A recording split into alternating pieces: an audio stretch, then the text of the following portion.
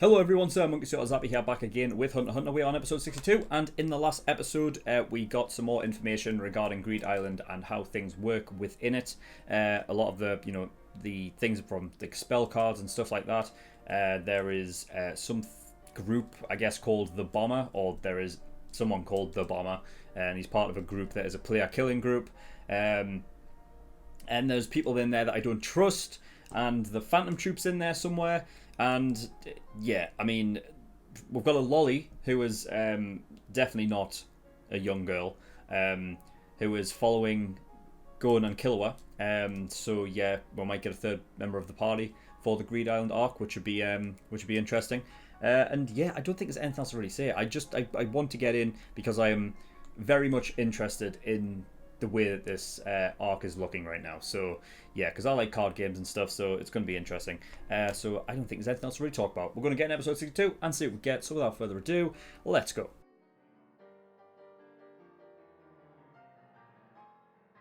Okay, episode 62. Right, what a what a mad episode. What a crazy episode. So yeah, right. So we got introduced to Biscuit Kruger, who is well, she's not 40 years old, but she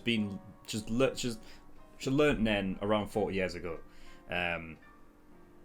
So I wonder if she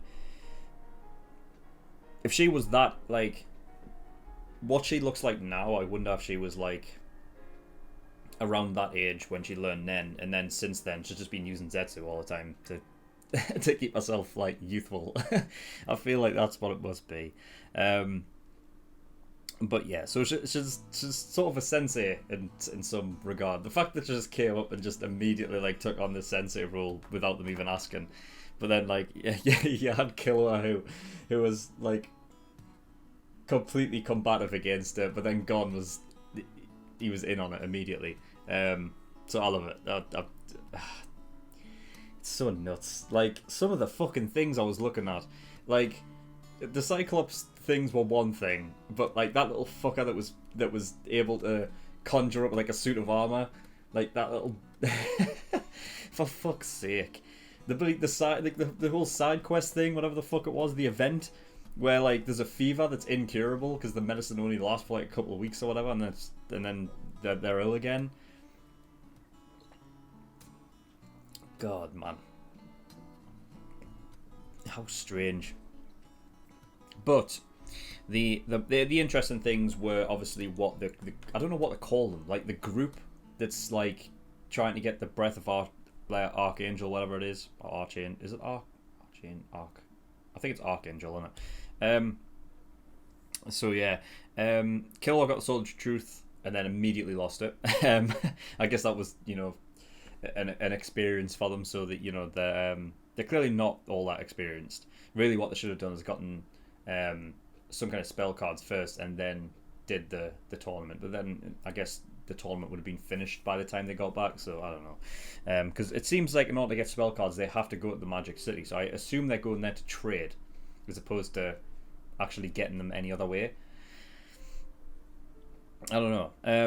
Because it doesn't seem like it's interesting that the monsters themselves are cards, and it's not like a case of them dropping loot. Like, they don't drop loot.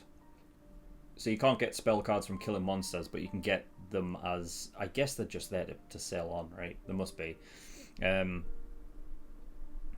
But yeah, so the group that was talking about so they've basically got all of the spell cards. Now, I don't know how hard it is to, because it seems like relative to maybe getting like, oh fuck, I'm gonna have to go back and say, aren't I? Because I'm trying to think, do the spell cards have a rarity as well? Yeah, they do. So interesting. So they need what? They need prison, which is an S. It's an S rank, right? Card. Interesting. Okay, so hold on. So if they need all of the they need the 40 cards, right? Yeah. All right. Okay, I'm confused then because if you need all 40 spell cards in order to trade for the Archangel or the Breath of Archangel or whatever, then surely you already have Prison, right? So I guess they need another one. Like, they need 2, I suppose. Because I'd figure you would already have one. But yeah, essentially what Prison can do is all slotted cards on target page are immune to theft or destruction. So, yeah. So theoretically, you could keep all of your restricted ones safe if you had, like, I don't know, I mean, like, 10 Prison cards, maybe. I don't know. I mean, I'd figure there would be, like, 10. Because you can't eat. No, because I think there's, like, if I remember, the book had, like, it was like 3 by 3 or whatever, so there might be, like, 9 on every page. I don't know. Either way, if you had enough Prison cards, you could do it, right? So yeah, also, like, it's not only immune to theft but destruction as well. So there's a spell card out there that can destroy like someone's card, which is a bit of a dick move. Innit? Like, that's a real dick move. It's like, if I can't have it, then you can't have it either. It's a huge dick move. And then list as well, which reveals the number of card holders and the number of cards for a target item. Yeah. So I was thinking, like, again, this comes back to the whole thing of, like, how long has this game been going on for, really, that no one has Breath of Archangel? I noticed that they didn't show us the Breath of Archangel card, so I don't know what it does. It reeks of fucking... It just reeks of, like, bad people, doesn't it? It really does. Especially that one with the glasses. And, like, the long draped fucking, like, coat. I don't trust that guy at all. His face is way too skeletal to be a good guy. So, yeah. And it wouldn't surprise me if that, like, guy with the black tank top on is the leader. He's probably called Bomber, isn't he? But he hasn't given that up yet. Shithead, fucking poo hearts. You know, he's been... I'm telling you. He's met up with some bad people, and they're going to end up betraying him. So yeah, they sold the thingy. What were they? The Galgada things, because I guess I thought it was food. I thought that was something that you could turn into food and then eat. I thought that's what it was, but no, they just sold it anyway. And then they used the money to get the map, which I noticed Killua was, like, using it the wrong way, because on the card it's landscape, right? So I assume that's the correct way it is. So north would be, you know, on that way on the map, north would obviously be up at the top. But the way Killua was using it, he was looking at it portrait. You know what I mean? So I wonder, what if they're going the wrong way? What if he's using it wrong? I don't know. I just found it interesting as well.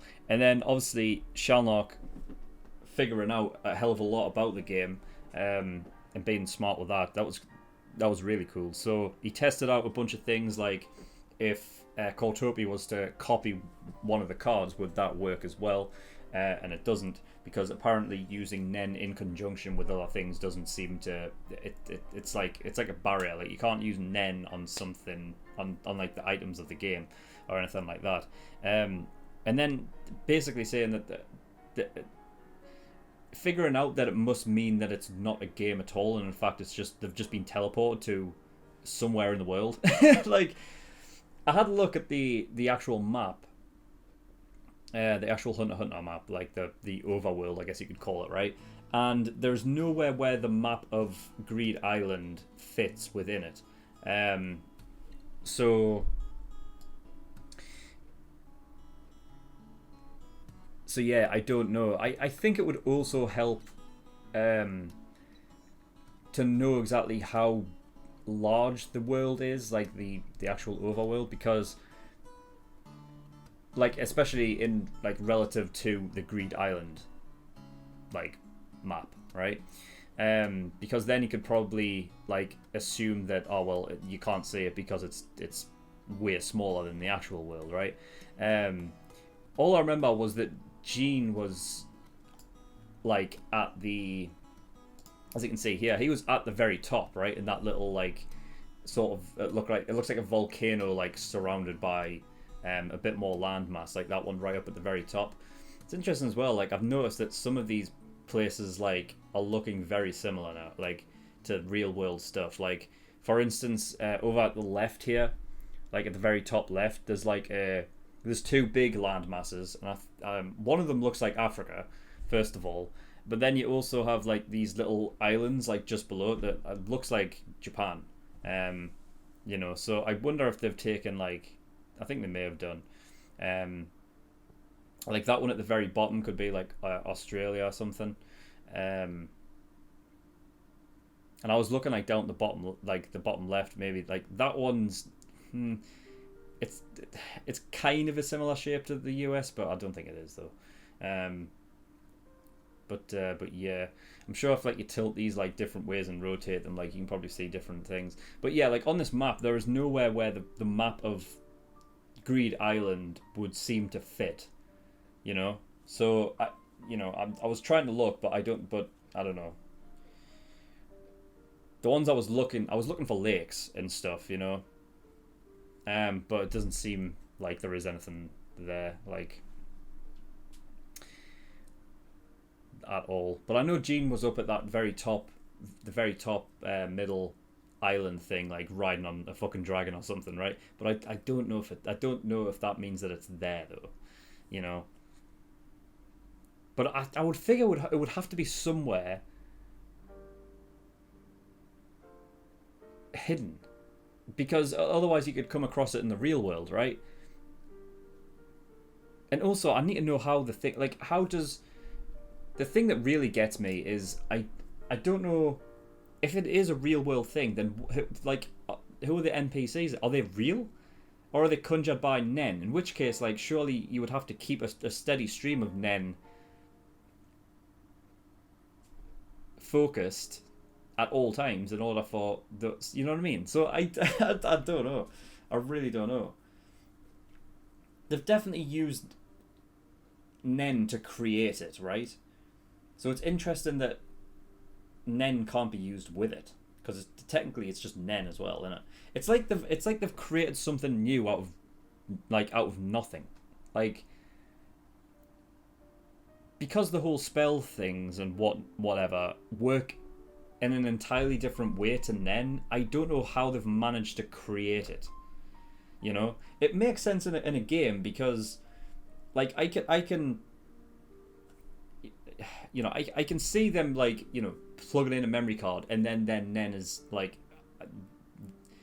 it does make more sense when Shalnock's like, if it was just a game, then your dormant body would just stay there while your spirit is in the game. I guess that makes sense, and it wouldn't just you wouldn't be transported within it. But even then, I can understand the idea more of what I previously thought it was, where they were actually in a game and they were transported to an actual virtual world, as opposed to being teleported to a real world place where they are NPCs that they've managed to program somehow, and they've managed to create spells and stuff that aren't Nen.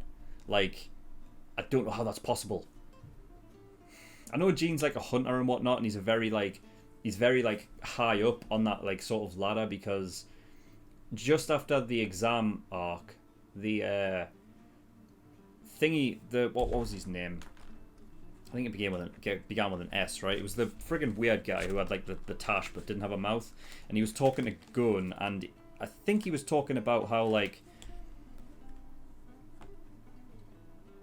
oh no, it wasn't him. There was someone he was talking to where, they tried to get up information on Gene and nothing was coming up. Like he was taken out of the system for whatever reason. And I don't know if it's something along the lines of maybe Gene, like, actually, because, doing actual hunter work, that maybe, because he was doing, like, archaeological stuff, right?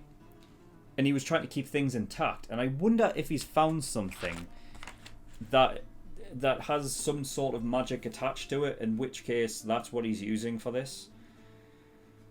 I don't know. I really don't know.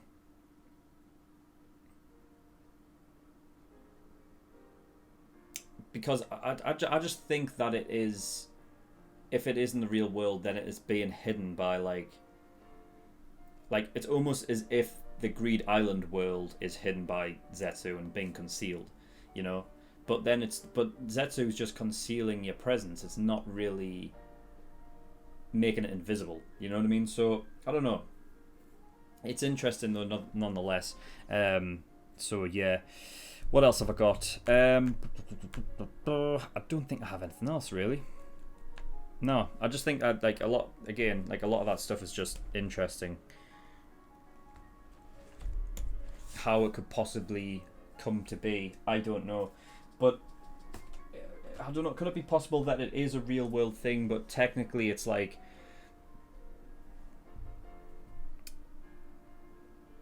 it's not. Like if he's been like totally involved with like archaeological stuff, then maybe he's uncovered something that transports him to a different world, you know what I mean? So in reality it's not a virtual world, it's a real world, but it's a different world, and that's where you're being teleported to.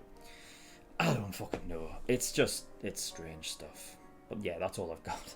So thank you for watching. In the description below, I've linked certain things. One of them is the Discord. You can get yourself over there and join the community. And I also have a Patreon page as well. So if you do want to support me on there, that'd be very much appreciated. There is a bunch of different tiers and rewards depending on how much you want to support me with. So there's the early access tier, $5 a month. That gives you access to shows a week early, and you get 4 episodes of Hunter x Hunter every week, as opposed to the usual 2 that the general public get. So by the time this goes out on YouTube for the general public, if you become an early access tier patron, you'll have access to shows like beyond episode 100. So you'll have a lot in the library there that you can go watch.